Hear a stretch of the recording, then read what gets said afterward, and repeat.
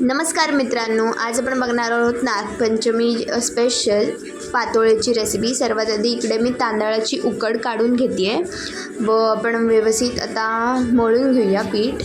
आणि पीठ मळल्यानंतर आपण हळदीचे पानं व्यवस्थित स्वच्छ धुवून घेऊन त्याला कट करून घेऊया व त्यावरती आपण तयार केलेले पीठ व्यवस्थित पसरवून त्यावरती नारळ व नारळाचे व गुळाचे मिश्रण घालून व्यवस्थित असं फोल्ड करून घेणार आहोत। अशा प्रकारे सर्व पातोळी तयार करून घ्या व चाळणीमध्ये ठेवून व्यवस्थित 15 ते 20 मिनिट शिजून घ्या।